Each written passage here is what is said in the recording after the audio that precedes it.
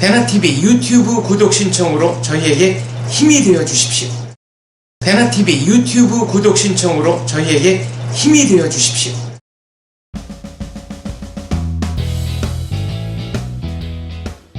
유여해 법입니다.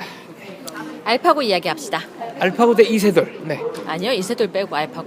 알파고. 여기 뭐 법적인 문제가 있습니까? 박사님, 네. 알파고가 능력이 어디까지일까요? 그게 문제죠. 능력의 끝이 어딘지를 아무도 몰라요. 근데 알파고가 어느 날 스스로 생각하기 시작하면 어떻게 해야 돼요? 근데 그게 이제 그걸 자꾸 인간 대 기계 이렇게 나눠서 생각하는데 사실은 자연적 인간과 도구를 사용하는 인간의 대결에서 도구를 사용하는 인간이 이긴 겁니다. 그러니까 알파고도 결국 인간의 도구죠. 근데 지금 이제 말한 유 교수께서 제기하신 문제, 기계가 인간의 도구를 벗어나서 스스로 모든 결정권을 행사할 때, 우리 공상과학 영화 많이 봤죠? 그렇죠. 이럴 때는 어떻게 해야 되냐. 박사님, AI라는 영화 보셨어요? 그 저기 어린 소년 사이보그가 엄마 따라다니는 거잖아요. 네. 엄마를 그리워하고. 네, 자기 정체성, 나는 누구냐, 뭐 이런 질문도 사랑하잖아요. 던지고. 엄마를 사랑하잖아요. 그렇죠. 그리고 마지막에 그 고민형이 간직했던 엄마의 머리카락 가지고 그리고 엄마를 다시 만들어서 하루 동안 만나는, 정말 잊을 수 없는 명작. 그쵸? 예. 저 그거 너무 좋아했거든요. 예. 근데 그런 세상이 올 수 있다는 가정이잖아요. 그렇죠. 그런데다가 이제 이게 인공지능 문제가 생기면 그럼 이제 사람과 비슷한 인조인간, 여기에는 인공지능만, 그러니까 이른바 이 복제 로봇만 있지 않습니다. 클론, 복제 클론. 인간, 네, 복제 인간도 있고, 그다음에 유전자 변이를 통해서 만들어낸 몇 가지 종류가 나올 거예요. 박사님, 그러면 네. 로봇이 있어요. 네. 그러니까 생긴 건 이제 사람 같겠죠? 그 로봇이 박사님을 사랑한다고 따라다니면 어떡할 거예요? 사랑의 결과가 뭘까요? 네. 똑같이 밥 먹고 좋은 시간 보내고. 저는 그래서 말하자면 가상 프로그램, 목소리뿐인 가상 프로그램과 사랑에 빠지는 영화 허라고 있어요. HER. 네, 그녀. 네. 보셨어요 혹시? 아니, 그건 안 봤어요. AI까지만 봤어요. 그녀가 사랑에 훨씬 더- 빠져요? 네. 근데 그 빠질 수 있을 것 같지 않아요? 빠질 수 있을 것 같아요. 충분히 빠질 수 있어요. 네. 아침이 되면요. 네. 전화를 걸어서 깨워줘요. 네. 점심이 되면 밥 잘 먹었니? 그래요. 그렇죠. 그리고 심지어는 그 영화 속에서 보면 이 사람이 쓰던 초고 본인은 자신 없어 하는데 이런 책을 원할 것 같은 출판사에 보내서 계약이 이루어지도록 도와줘요. 그 허가요? 네. 그래서 인공지능이 계속 나오다 보니까 저는 이제는 정말 이러다가 진짜 알파고가 스스로 생각하면 어떡하나. 그 알파고의 존재가 약간 무섭기도 해요. 그거는 필연이죠. 그쵸? 네. 근데 그 알파고가 사랑에 빠지면 더 웃길 것 같아요. 사랑의 정의가 뭐냐에 따라 이제 다른. 아니, 어쨌거나 우리가 네. 흔히 사랑하는 것처럼 그 알파고가 난 널 이제 너무 사랑해 이러면 어떡할 거예요? 받아줘야죠. 어떡하겠어요. 갑자기 또 근데 저는 무슨 생각을 했냐면요. 인공지능 차가 나옵니다. 구글 자율주행차. 네. 이미 몇 년 전부터 시행 중이었는데 네. 2주 전인가 딱 한 번 사고 났다면서요. 맞습니다. 네. 그겁니다. 그러면 운전자가 없는데 걔가 사고를 내면 누가 책임져야 돼요? 법적으로는 문제가 되네요. 그러니까 저는 네. 법이잖아요. 아니, 철학자들은 또 윤리적인 문제를 제기했어요. 이건 윤리가 아니죠. 이건 법이에요. 네. 예를 들면 이제 윤리적인 문제 하나 제기할게요.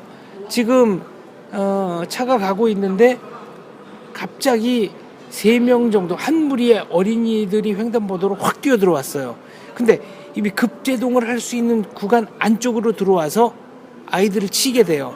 그러면은 어떤 경우에도 이 자동차는 최소한의 인명만을, 그러니까 불가피한 경우에 최소한의 인명만을 말하자면 희생시키도록 프로그래밍이 돼 있다면, 그렇다면 애들 3명을 희생시키는 것보다 급 우회전을 해가지고 타고 있는 사람을. 그렇죠. 그러니까 이런 판단까지를 기계가 한다. 이건 물론 극단적인 네. 경우지만. 근데 그것도 가능성 있는 얘기예요. 그럼 이제 이런 경우에 운전자가 없는데 사고 났다. 네. 근데 사고가 요번에 났으니까. 네. 그러니까 그럼 누가 책임져야 돼요? 그러면 컴퓨터 프로그래밍 회사가 책임져야 되나요? 그 차 주인이 져야 되나요? 차 주인은 운전 안 했는데요. 차 주인 자기 거잖아요. 그렇죠. 그 보험회사는 누구를 상대로 이제 보험을 팔죠? 차 주인을 상대로 파나요? 근데 저는 이거보다 더 겁나는 게 있어요. 네. 인공지능 의사. 아, 수술하다가 잘못되면. 네. 아니죠. 오진도. 미래 시대에 없어질 가능성이 높은 직업으로 메디컬 닥터를 꼽는 사람이 많습니다.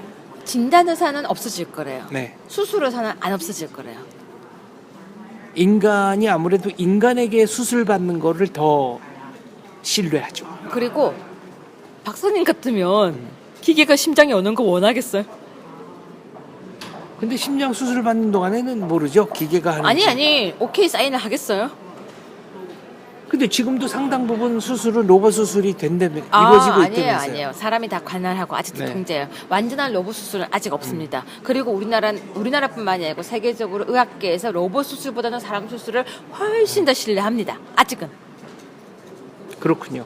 아니 그렇죠. 아무래도 사람이라는 건 기본적으로 이상하게 사람을 믿는 경향이 있으니까. 네. 그러면 택배를 해주던 로봇이 실수하면 뭐 택배 실수 정도야 만회가 가능하지만 아니죠. 마약 들고 오면 어떡할 거예요? 그건 이제 법적으로 문제가 생기는 거네요. 당연히 저는 다 법이니까요. 그러면 이제 그 마약을 운반한 그 드론 로봇에게 책임을 물어야 됩니까? 그러니까 그걸 어떻게 할 것이냐가 네. 지금 정비가 안 돼 있어요. 전혀 정비 없이 저는 인공지능 시대가 올 것 같아요. 그래서 법적으로 대혼란이 올 수도 네, 있겠네요. 저는요. 네, 도대체 우리는 지금 우리가 움직이면 우리가 움직인 거에 대한 책임을 지거든요. 그렇죠. 내 신체에 대한 책임은 내가 내가 진단 진다. 말이에요. 네. 그러니까 박사님이 걷다가 사고가 나도 박사님 아니면 뭐 그 앞에 물건 뭐 이렇잖아요. 목욕탕에서요. 이거 며칠 전 판례예요. 목욕탕에서 그 밑에 오일이 있었나 네. 봐요. 그걸 밟고 넘어졌어요. 그래서 부러졌는데 네. 꼭 참고 얘기 안 했다가 네. 집에 갔어요. 네. 그랬는데 거기서 넘어져서 부러졌다고 보기에는 너무 이렇게 말하자면 때밀이까지 때를 네. 밀었어요. 네. 근데 박사님은 거기서 넘어지면은 목욕탕이 보상을 해야 된다고 생각하시나요? 그건 이제 오일을 얼마나 발라놨느냐에 따라 다르겠죠. 근데 이거는 되게 예민한 부분이에요. 네. 바닥에 있다고 해서 넘어졌다고 해서 그렇게 하면 맞는가? 사실 우리가 어떤 큰 마트에서요. 물이 떨어져 있었는데 그 물을 밟고 넘어졌는데 보상을 해줬었어요. 네. 그렇다면 길을 갔다가 넘어지면 그거 다 국가가 보상해야 되나요? 그렇죠. 이제 그런 문제가 나오는 예, 거죠. 그게 관리 소홀 책임이냐? 관리 소홀이라는 범위가 어디까지냐는 네. 거죠. 그럼 여기서 넘어지면 여기서 책임을 져야 된다 하면 우리가 그 범위가 너무 커져요. 네. 그럼 내 집 앞에 넘어지면 내가 책임을 져야 되나? 그렇죠. 예를 들어 어떤 행인이 지나가다가 우리 집 앞에서 넘어졌는데 거기 보도블록 하나가 깨져 있었다. 네. 이러면 집주인 이마가 책임이냐? 다쳤다. 네. 그럼 박사님 집에 놀러 가서 다치면 박사님 책임이에요? 그것도 애가 막 뛰다가 넘어졌다. 네. 그거 좀 억울하겠네요. 박사님 집에 꼬마애가 놀러 와서 놀다가 베란다 창문을 깼어요. 네. 손이 다쳤어요. 네. 그럼 박사님이 책임을 져야 되나요? 그러면 사실은 유리창 깬 것만 해도 속이 상한데 네. 거기 치료비까지 내라 그러면 그럼 이건 어때요? 유리창을 이거 실제 얘기거든요. 베란다 유리창을 깼어요. 네. 그 유리가 떨어졌어요. 네. 밑에 있던 차에 파손을 했어요. 네. 그 애도 다쳤어요. 네. 책임은? 그 집주인 책임이라고요? 그게? 원래는요. 야.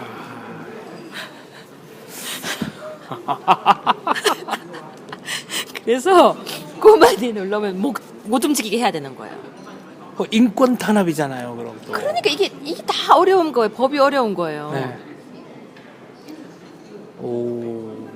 근데 그러면 인공지능 로봇이 놀러 왔다가 네. 주인이 데리고 왔는데 그 로봇이 그렇게 하면 그럼 이제 인공지능 주인 책임인지 아니면 인공지능 걔도 느끼는 게 있을 테니까 걔를 감옥에 가둡니까 그러면? 그러면 인공지능 걔 감옥 보내고 새로 사면 되잖아요.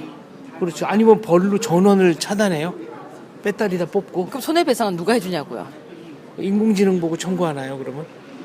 어렵죠. 네. 이제 아마 어려운 시대가 온 것 같아요. 그렇네요. 이제 현실로 다가왔습니다, 눈앞에. 네. 그래서 저는 인공지능 알파고를 보면서 생각이 되게 많았어요. 첫 번째, 알파고가 정말 생각하는 거 아닐까? 바둑의 경우에 네. 바둑의 본질은 계산 게임이니까 네.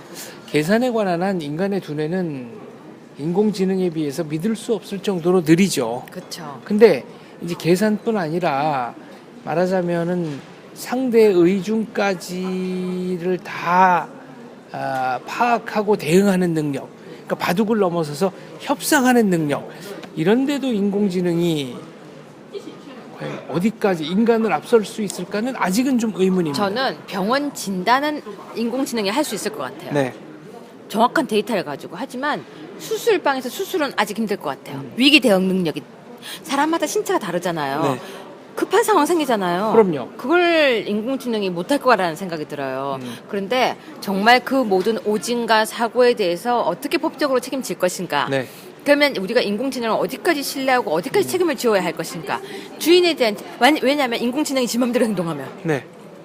그럼 이제 주인도 얘는 내 통제를 벗어났다. 그렇죠. 이 차가 지 맘대로 갔어요. 그러니까 30살 넘은 아들이 내 통제를 벗어나서 움직였는데 이게 내 책임이냐? 네. 이런 거랑 비슷한 맥락이잖아요. 그래서 이 부분이 명확하지 않은 이상은 이 인공지능에 대한 도입도 정비가 되고 들어와야지 함부로 하면 안 될 것 같아요. 인공지능의 도입 그리고 인공지능이 인간의 실생활 속으로 들어오는 거는 불가역적이고 불가피합니다. 다만 네. 속도의 문제죠. 네. 근데 그 전에 법적으로는 여러 가지 좀 정비가 필요할 것 같다는 생각이 드네요. 정비가 아니라 아무것도 없어요. 법적인 고려가 필요할 것 네. 같다는 생각이 법을 드네요. 네. 어떻게 보완이 만들까? 아니라 아예 처음부터 인공지능에 네. 대한 법이 시작돼야 되는데 아직 논의가 없어요. 인공지능법. 네. 인공지능 알파고법. 알파고는 바둑에만 해당하는 겁니다. 알파걸. 아니요, 고가 그 일본 말로 바둑이라는 바둑이니까. 그러니까 뜻이니까. 알파걸? 네. 알파맨? 알파차? 퍼스는 아니고 AI법. 네. 그렇네. 알파고라는 고등학교 있는 거 알죠? 그게 바둑 영재들이 가는. 아니요, 캐나다에 진짜 있대요. 알파고가요? 아, 진짜 있대요. 그래서 사람들이 네. 그 알파고인 줄 알았대요. 그리고 네. 알파고 지 온 줄 알았대요. 그렇게. 예, 아니 정말로 처음에 네. 그 고가 바둑인데 네. 고 이건지 알고 네. 알파고 고등학교인지 알고 처음에 많은 이야기들이 있었습니다. 그러고 보니까 저희 베나 TV의 세계를 알아보장을 진행하는 터키 특파원 알파고 시나 씨. 네. 맞다, 알파고죠. 네. 최근에 검색어에 자기 이름 비슷하게 올라간다고. 좋아해요? 네. 아니, 정작 자기 이름은 검색이 잘 안 되고 굉장히 복잡해졌다고 저한테 얘기했습니다. 그러네요. 알파고 기자. 그래서 알파맨, 알파걸, 알파우먼, 네. 또 뭐 알파와이프 알파 기계. 네. 다 나오지 않을까. 네. 그래서 결국은 AI 법이 맞네요. 알겠습니다. AI법 심각하게 제정을 고려해 봐야 될 것 같습니다. 법이 뒤따라가면 큰일 나요. 그렇죠. 법의 공백이거든요. 법이 먼저 만들어져야 됩니다. 이거는 이제 네. 만들어져야 되는 법. 알겠습니다. 눈앞에 와 있는 현실입니다. 네. 감사합니다.